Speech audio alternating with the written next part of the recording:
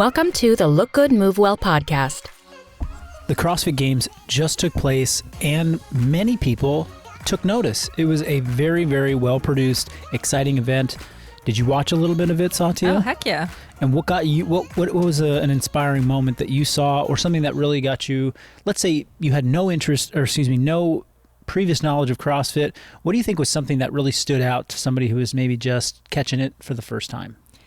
I think events like the sandbag ladder are so inspiring and just, they're awesome to watch because the men, yes, but the women are picking up this giant bag that it's clearly marked that it's 200 plus pounds and just slinging it up on their shoulder. And it's like this tiny woman who clearly does not weigh 250 pounds. Yeah. And it's just it's one of those events that you can see how it applies to real life. Like, oh my God, what if I had to help someone in medical distress or carry my child in an emergency or sling something super heavy over my shoulder to run away? Like these women just do these incredible feats of strength. And so it's like, that's definitely a wow moment of, oh yeah, I definitely cannot do that. And it's really cool. Yeah. Yeah. Well, how about on the other side of it? Like what do you see that's just like, whoa, that looks just weird. And I don't think that's really like good for TV or good for viewership. I thought the event with the double under crossovers was a little bit of a struggle because Sure.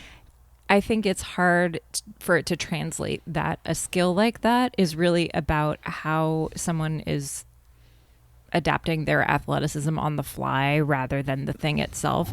Mm-hmm. But if you're asking an athlete to pick up a new movement on camera in front of a live audience, on a clock, under pressure, it just looks like they're flailing around. Right. Yeah. Well, yeah. And for listeners that didn't get to see the events, the CrossFit Games were held over 5 days. Individual competitors, team competitions, age group athletes as old as 74, I think was the oldest competitor. The youngest competitors are 13 years old. Mm-hmm. So a real wide, and then there's an adaptive athlete category. There's a wide range of people that participate in the sport. The sport itself is there to test who are the fittest people on earth through a wide range of fitness skills, and broad time and modal domains. So you got people lifting heavy stuff, people lifting light stuff, people doing cardio, people doing gymnastics, and every mixture of stuff in between. And and it's kind of marketed as like the unknown and the unknowable. Like the athletes show up and they have a general sense of what they're going to see, but they don't know the specific events and they don't know the specific disciplines that are going to be tested that weekend. And they also don't know specific skills like the double cross, which was like if you've done jump roping before, the rope goes under your legs once, that's called a single. The rope goes under your legs twice per jump, that's called a double. A double cross is where it goes under twice, but on the second revolution, you have to cross your arms in front of your body so that the ropes, are on the opposite side. It's definitely a difficult maneuver. Anybody that does jump roping as like a sport or recreationally knows it, and it's not that hard to learn, but it's definitely, if you've never like touched it before, and some of these athletes clearly had not, it's very difficult to do in the moment and under fatigue. So, I got to see the sandbag event. So the sandbag event, for those that didn't see it, a list, a row of heavy sandbags from, I think, as light as 200 pounds for the men up to 360 pounds. And maybe for the women, it started at 130 or 140 and then went up to 250, 260. You pick up one sandbag, you get to move on to the next round. Pick up the next one, move on to the next round. Goes up by 10 pounds. So very inspiring, really easy to just see the athleticism, the strength, working with an odd object. Certainly if people are like a little bit squeamish watching people do things with like bad posture. This you would hate this event. This would have been a tough one to watch. It was not a technique display as much as it was a brute strength and just grit and overall kind of athleticism. So I thought it was cool as well. Yeah. And some of the conversation that's happening afterwards, like you mentioned on Reddit and amongst, we have somebody who messaged us with a question, which is, hey, I was inspired by the CrossFit Games. Like, this is what I can do right now. How do I get involved? how would I start CrossFit if I wanted to? And because, we have a background in CrossFit. I have a pretty extensive background in competing in the sport, coaching CrossFit, coaching competitors in the sport. I feel like this would be a good thing for us to chat about and to give people some general guidance on. So did I miss anything? Yeah, I would just add that I think that we're a little bit on the other side of a lot of people who've been in CrossFit for a long time. So a lot of people find functional bodybuilding after they have tried CrossFit or something similar and just felt like the intensity was too much and they've been burned out and a little bit injured. And so functional bodybuilding can be a great antidote to that state of being. And I think it'd be cool to add some things about what we might see from our lens about people who are really excited to get involved with CrossFit, but want to maybe avoid some of those things. Yeah. So, let me just give a little cautionary tale and provide some context and some history to this. Most people that came up in the era that I learned about CrossFit, and let me just put some dates to this. So I started CrossFit in 2009. In 2007 was the first ever CrossFit Games. So, and then CrossFit.com was more or less a thing in the early 2000s. It started to get, people started to see it online. There was a workout of the day. Main site. It was called the main site.com it's referred to in the community. There are people that are, then there were people that started kind of gyms, affiliates, the first affiliates in kind of the early 2000, 2002, 2005, started to see the first gyms show up. And then 2007, the best CrossFitters around the globe, mostly from North America, that had been posting on .com their times for doing workouts, showed up at kind of a barbecue out at a ranch and did workouts, and they crowned the fittest on earth, the first fittest on earth at the CrossFit Games. Yep. Ever since 2007, this is now how many years? 15 years of CrossFit, 16 years of CrossFit Games. It's gotten, the competition's gotten stiffer. The tests have gotten harder. The venue's gotten bigger. The prizes, the media coverage. I mean, what it is today, it's we're almost 20 years into this thing. It's looking so much different than it did when it started. Now, the history here is that 2007 is when the affiliates started to really grow. We started to see a lot of gyms around the world pop up, probably peaking in the 2012, 2013 range when there were, maybe 15,000, 20,000 worldwide gyms, and CrossFit was just booming. Everybody wanted to try it. Yep. And this is when the CrossFit Games really went commercial. They were getting big title sponsors. It was every coach at every CrossFit gym, every CrossFit gym owner, everyone was competing. Everyone wanted to do it. It was fun. It was exciting. And as a result, this sport that was growing alongside a fitness methodology and kind of a general population approach to getting it, in shape, were simultaneously growing at an exponential rate. And there was really no delineation between the two. People that were just going to the CrossFit gym to stay in shape were getting thrown into the mix of competing. I remember that at the gym I ran, the CrossFit gym I ran, we would have an annual gym-wide throwdown competition, and we encouraged everybody to do it. It was like, go and compete. And many of those people were going to competitions every other weekend at some gym in the area to compete in fitness. Now, think about this. Going out into your driveway and shooting some hoops versus going and playing like an organized sports weekend, game of basketball. They're very different.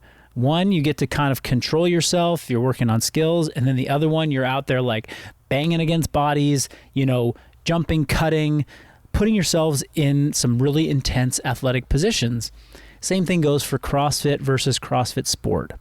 And all of this is to say that a lot of people dove into CrossFit and they just wound up competing in a professional, intense NFL weekend Sunday game. And they had no idea they were doing that. And they were doing it week after week after week after week. And as a result, they got pretty banged up. Because imagine if I or you or any of us who are like, we're fit, but like I'm not fit enough to go and play the NFL. Like if I showed up and put on the pads and like lined up for, one down and I took the wrong hit, like I might be a career ender, so when people see the CrossFit Games, it's awesome that it gets you inspired. Yeah. And I want you to go and take that inspiration and turn it into discipline and a life of fitness. However, it's important to understand that you're not going from the couch or even back squatting 150 pounds to then being, where's the next, how do I sign up and do this competition thing, this CrossFit Games thing? It looks fun. There's definitely a path that needs to be taken. There's a very specific kind of recipe, I think, to get you prepared to handle what the sport would entail. I think that one of the things that can be hard for someone to understand who is watching the CrossFit Games and getting really excited about the events that they're seeing is what that actually feels like to go and do, because there's so much variety where there's strength and there's speed and there's skill. And you might feel like, oh, I've got a little bit of an athletic background and maybe I do triathlons or maybe I do this or that. And so there's almost a trick where it seems like it might not be that hard. And then when you go and try it, I think that there's like a massive reality check. So maybe we could chat a little bit about expectations. Yeah, I mean, that's great. We'll start there and really just, if anybody's done a triathlon or they've done something like a Tough Mudder or obstacle course race of some sort, then you have that experience of like, I got to go and do a couple different disciplines. I got to have endurance. I got to have strength. And that alone it's a challenge and it's fun, especially if you can overcome it. There's a difference between like, I'm going to go and just participate and I'm going to go and compete. Go and participate in a triathlon, choose the sprint distance. You got to swim 500 meters. You got to, bike a couple miles. You got to run a mile and a half. Like it's a short thing that it's not easy by any means, but you can accomplish it. And if you take your time, you're going to make it. The demands of the CrossFit Games, just the prerequisites to play the game are very much higher. The starting weight on the sandbag was 200 and something pounds. Mm-hmm. Like if you can't pick up 220 pounds, like you don't even get to participate. Right. The first, there was an event with a 300 pound jerk, and that's like shoulder to overhead. So you run a mile and then you got to lift this thing. And can you do that? Like, is that even in your wheelhouse? Do you have that strength? So at that stage, the demands are very high. Now you can go and participate and compete at lower levels, which don't have the same, strength demands. Yeah. That's the CrossFit Open. That's the beginning of the CrossFit Games season. It's where they open up the event to everybody. And even there will be challenging movements that, beginners and intermediate athletes might not be able to accomplish, or they won't do very well. But that's still the place where it's more inclusive for everybody to go and try. But even still, is it a participation thing, or is it I want to compete, I want to do well? And I think what is inspiring about watching the CrossFit Games is seeing an athlete show up who has all the tools. Maybe they have one deficit here or there, but they know how to do it all. They've prepared their bodies, and you see them giving these incredible efforts of strength, endurance, event after event after event. It's like they don't stop. They have no stop button. They have no, they can do it all. And that to me is what this is about. That's what the sport was about for me. It was, what do I need to do to train my body so that when the test shows up, I can go and I can compete at the test? Not just like, can I finish it? And I competed in 6 CrossFit Games, and it wasn't until my last CrossFit Games that I was able to show up and compete at everything. On the first 5, I was just like, I hope I can get some of these things done. Like half the events I was competing, the other half I was just like, please don't die kind of situation. And that was hours and hours every day, every week, every year of training. So just know that there's a pretty big, steep learning curve. And if you're excited about that learning curve, if you want to put in that work, if the journey to master many skills and to build the capacity and to build the repertoire of movements, if that gets you excited to go and do, that's what CrossFit as a sport is about. It's about, I want to go and learn how to Olympic lift, because that's part of CrossFit. Mm-hmm. And Olympic lifting requires thousands of hours to get really good at. I want to go learn how to do muscle ups. Great.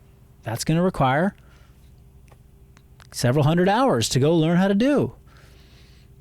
I want to be good at handstand walking.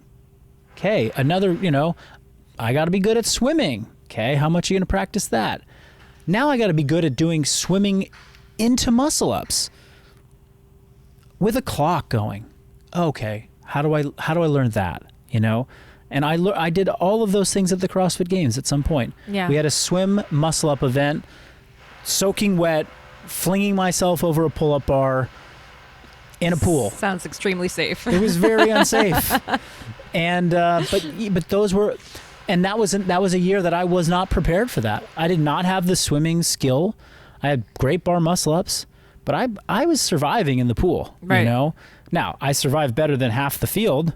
In particular, a guy named Rich Froning, who was having a real hard time that year swimming.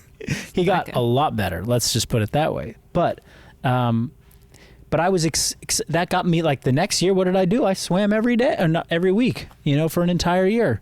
Came back, still was not that great at swimming, but I was better, and I survived the ocean, thankfully. So this is how the expectation I think you should have going in is, okay, I've got to learn a bunch of things to do this. And if I'm excited to do that, then great. Then it's a fun journey. And if you're patient and you can take time and several years to get there, like, you can learn it all. You just have to have a plan. And learning it is not doing the game. That's the key. Yeah. It's like, you want to learn how to do all the things for CrossFit? You got to go train them. I would argue that going to train them individually at first, building up a foundation in how to do them before you go and say, oh, I saw they had to run and do heavy jerks. Like, I should probably go do that. So you're in the gym the next day and you're running sprints on the treadmill and you're going and trying to, like, figure out how to do a jerk with your skills that you don't have yet. Not the right approach. That's not the training approach that we would provide or we would suggest and recommend. Yeah. So what do you think is important for people to know about the training approach? Because if you just show up at a CrossFit class and you say, hey, I was really inspired by the CrossFit Games and I want to try this thing, and you're going to be doing a lot of different things. You're going to be doing strength work and speed work and skill work and AMRAPs and EMOMs, and lots of things are getting thrown at you. And so I think it took me even a while to understand that there were ways to go about things step by step within CrossFit. That was something that wasn't immediately obvious. Mm-hmm. So what advice would you give to people who would like to take a more intentional approach? Yeah, here's how I would say it. And one of my coaches early on, one of my mentors, said it almost a decade ago, and got more than a decade ago. And in a way got blacklisted from the whole entire community because it was so outlandish to say this. But now it's pretty clear. In order to be good at CrossFit, you have to be strong, you have to have good movement quality, and you have to be an aerobic monster. You got to be able to do cardio for days. So if you're relatively new to this whole wide world of training, then go get strong doing bodybuilding. Bodybuild like crazy. And most of the athletes that have very good success in CrossFit early, that basically, like, showed up and were like good on day one, had a lot of bodybuilding or powerlifting or Olympic lifting or some type of weight training that was intentional for years before they showed up to CrossFit. So if you want to get strong, do the things that get you strong separate from trying to go and test your strength all the time with CrossFit. That would be number one. Number two, learn how to be a good cardiovascular human with sport, with fitness. Do cardio and do it as simply as you need to do it to get good at it. Yeah, you can build cardio doing burpees, kettlebell swings, jumping rope, box jumps. Like, you can do it that way, but that's really more advanced than just getting on a bike and doing intervals, getting on a rowing machine and doing intervals, getting on a treadmill and running. Like, people have been doing cardio forever and world-class amounts of cardio. You can go and learn simple ways to build it. So build your cardio, build your strength base and your movement quality through bodybuilding. Then the third piece is you have to acquire skills. Do you know how to use the rings? You don't? Okay, go practice that like a skill. Go practice that like you're going to the driving range and you're just hitting a bucket of balls. Like, you're not trying to do it hard. You're not trying to win. You're just trying to figure it out. Now, there's ways to figure it out. I'm being really simplistic here, but you just got to go figure it out. Mm-hmm. Same thing with Olympic lifting. You got to go figure it out. Don't try and lift heavy. Don't try and be fancy. Don't try and enter a meet in the first month. Just figure it out. Do the technique work, learn the skill, put your thousands of reps in at light weights so you can learn it. Remember, you're getting strong doing your bodybuilding. You're getting your cardio, doing your cardio intervals. You're over here learning a skill. All right? So those are the three main buckets, which then lead to something that looks like CrossFit. When people see CrossFit, when people talk about it, they think of the Metcon, the mixture of all these different things together. Now, your mixture when you start should be only as complicated as you are skilled. If you know how to swing a kettlebell and you know how to ride a bike and you know how to do a push-up, then your cardio or your Metcon, your CrossFit Metcon should be run, kettlebell swing, push-up. Run, kettlebell swing, push-up. Circuits at moderate intensity to learn the skill of doing CrossFit. The skill of doing CrossFit is mixing all this stuff together. You have to pull in all this different knowledge, your cardio, your strength, your skills, and you have to mash it all into this mixture and you have to go do it. And that is like another skill. You got to just figure that out. And you should figure it out with the simplest thing possible before trying to get super fancy, right? Sprinting, muscle up, handstand walk, deadlift heavy, sprinting, muscle up, handstand walk, deadlift heavy. That's complicated. Are you strong enough yet to even deadlift heavy? No, then don't do that. Do you know how to do a muscle up? You can do one muscle up. Well, don't try and do a workout with 20 in it. Handstand, and then people will say, oh, you just scale it back. It's like, you're right. You do scale it back, but rather than scale it back from this intense thing, why don't you just pick the movements that you're good at right now and go and practice it? And don't practice it a ton. Remember, most of your time when you're starting should be bodybuilding, building that strength, getting the cardio up, and then all of your extra time is just learning new skills. And that's essentially what functional bodybuilding became. It was, how do we learn all the skills and do all these disciplines, and then periodically let's throw them in and let's practice it all together and have a little fun with it. But let's not shoot for the moon with the most complicated skills. I rarely do full snatches and overhead squats and muscle ups on rings and things like that anymore. They're complicated, and I'm not competing in a sport that requires those complicated movements anymore. I can achieve the same muscle mass, cardio, coordination, using things that are safer, simpler, and allow me to just get in, get out without 20, 30 minutes of added warm-up and skill work and blah, blah, blah. Not to mention that the vast majority of people that would come into a program like functional bodybuilding haven't ever even gotten to those skills yet. And they might be inspired to get those skills, but remember, to get the skills, the high level skills, you got to put in just like thousands of hours of the fundamental work, which is what we're offering day in and day out with functional bodybuilding. Yes. And along those lines, how do you recommend that people engage with their training mentally when you may be coming in really inspired by this super advanced, super complicated methodology, and then in reality, you're going to need to bodybuild and take your time and build skills and come up against the places that are really like, no, we can't just make a fun little version of this if you really want to accomplish it. Yeah, that's it. So the mentality is what I alluded to earlier. It's like recognize that to play the sport, it's a dedication to learning many disciplines and building this big, massive base of fitness. If that gets you excited, then go for it. Then you're going to be patient because you already are bought in and you understand this takes time. So you're like, I want to play the game, but I'll do it right. And I'll spend the first couple of years just building up the foundation and then, getting my little doses of playing the sport and having fun.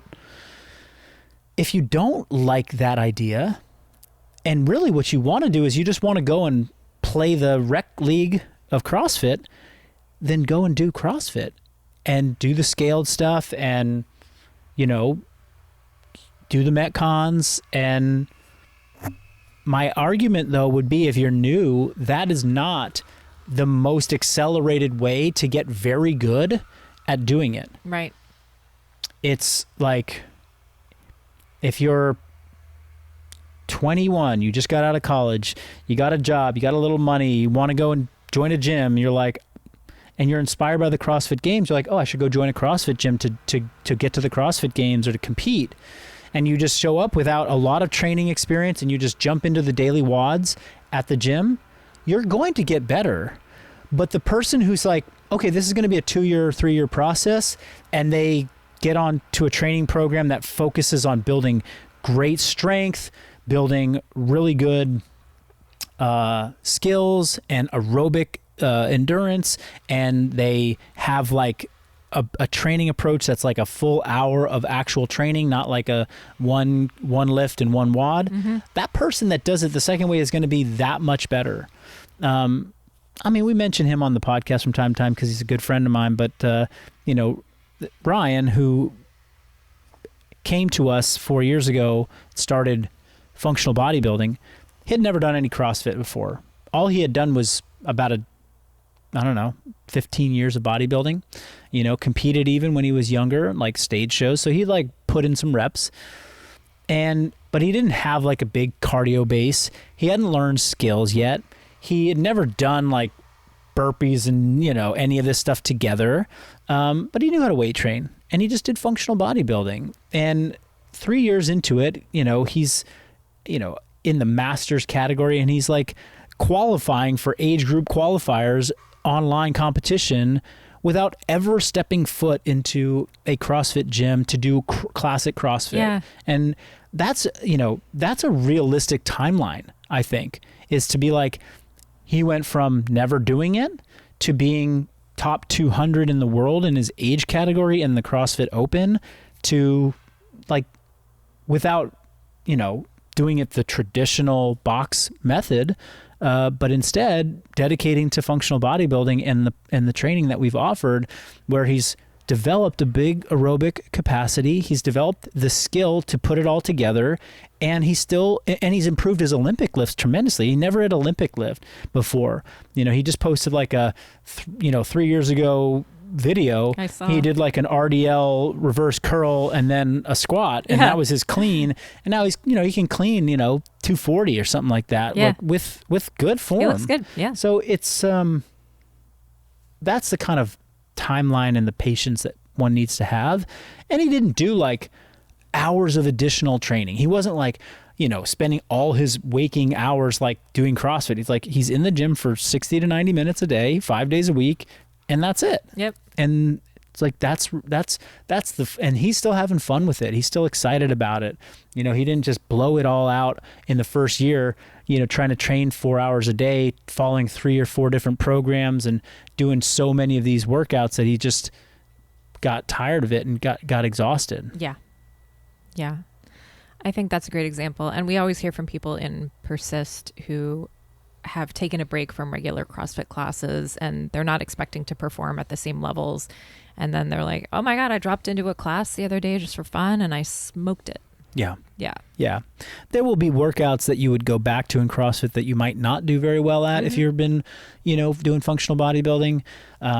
Those might be workouts where there's just like, a massive volume of repetitions that we steer clear of. Like we don't do 200 repetitions of a movement in a workout ever, really, rarely. We also don't put the Olympic lifts into really like fatigued settings because it's just challenging and there's some inherent risk involved in complex movements under fatigue. And we also don't promote huge weights, big, heavy weights in conditioning pieces either, which is something that if you do CrossFit, you would, you might see a 315 pound deadlift for reps next to a rowing machine, which we don't typically do that much of. We have deadlifts that are heavy. We have rowing in our workouts, but they're rarely combined for the reason of just safety and longevity for people. Yep. Yeah. Well, I think my final thought is that the inspiration that the games provides is massive. And it's so important to have examples like that of people doing things that you never even thought were possible or you never saw it like that before. And I feel like that is such a great catalyst to get people in the gym, to get people moving, to get people feeling engaged with their fitness practice. And I just love that momentum, and my wish for people is that they go and do that in a way that's very fulfilling and that they can actually feel like they're making the progress that is right for them. Yeah, I'll also add that although I competed in the CrossFit Games many times, every year I went to the CrossFit Games, I was equally inspired. I walked away with, not based on my own performance, but seeing people I competed against and competed with, just being inspired by their what they've achieved. I was never the best in the world, and I always felt like, wow, there's so much more that I haven't even tapped into. There's so much more that I could become, and thankfully I had enough time in the sport to know what that actually meant when it came to work. Like the work to do when I went back to the gym and when I went back home. It meant, wow, there's so much to do. That means I got to go back to the fundamentals. I got to go back to my progressions. I got to stick to the plan. I got to eat the good food. I got to make sure I get some sleep. It inspired a disciplined approach to life for me. It inspired me to see that being an athlete is a way of life, and it lasts, and it can last beyond being an actual athlete. Yes. That I was an athlete. I was quote unquote an athlete when I was in college playing soccer and before that, but CrossFit taught me what it really meant to be an athlete. That it meant aligning all the pieces of your life around, the improvement of your physical self, your emotional, your mental strength inside of a discipline, a sport. And that I really had to keep all that together, and that I've carried that with me. That has provided me with a lifetime, I think, of awareness to like move forward and hold on to all those things as I age, because I don't compete anymore, but I still live a disciplined life because of what I learned, because of what it afforded me as a person, and the access it gave me to like this, to feel the way I feel. So anyhow, hope you all got inspired by the CrossFit Games. If you're looking for a place to, explore what that fitness can be like, this is still a good place for you. Absolutely. All right. We'll see you next time. See ya.